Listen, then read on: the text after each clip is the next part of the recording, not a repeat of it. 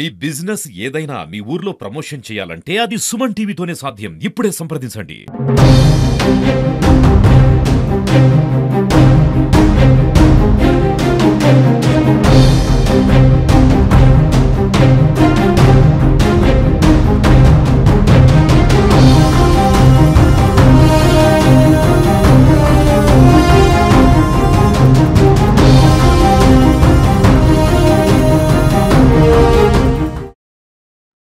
బస్సులో దిగిన ఆటో అని అడిగితే 50 రూపాయలు అన్నదే ఎవరన్నా గిట్టు ఉంటే ఎక్కుతానని అరటి పండ్ల కాడికి వెళ్ళి పోతున్నా.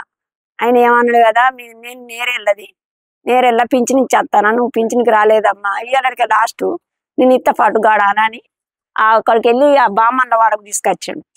బామ్మన్ల వాడకు తీసుకొచ్చి నీకు 2 కాగితాలు కావాలి, కాగితాలు తీసుకురాపో, 2 ఫోటోలు దించుకొని నీకు పింఛన్ ఇస్తా అన్నాడు. సరే అని మరి కాగితాలు నువ్వు దేపొమ్మని నేను అన్నా. నేను ఓను నాకు ఒక పుస్తలు లేవు, మనిషి వచ్చిందట, నీ పుస్తలు ఈ అమ్మ అన్న వాళ్ళే నేను పుస్తలు తీసి నేనే ఇచ్చిన వాళ్ళే నేను ఇచ్చి అడిపోయినా ఆయన ఎట్టిండు. నేను పోయి కాగితాలకు ఇంకా వరకు ఆ కాగితాలు లేవు, బంద్ చేసిండ్రు అన్ని. ఆ కాగితాలు పట్టుకొని అత్తనాడు వరకు లేడు. అయ్యో మరి నా పుస్తలు ఇచ్చినా నేను వెనుక మరి దవ్వరికి వచ్చి చూసారు లేడు. ఏ ఊరు తెలియదు, నాది నేరెళ్ళ కార్యదర్శనం అని చెప్పిండాడు.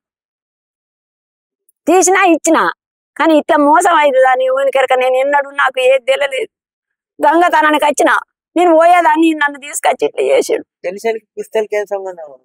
ఏం చేయాలి గట్లు పుస్తలు వేసి ఇస్తా, నీకు 1 నిమిషం లేవు ఇస్తానా అన్న వాళ్ళు ఇచ్చిన.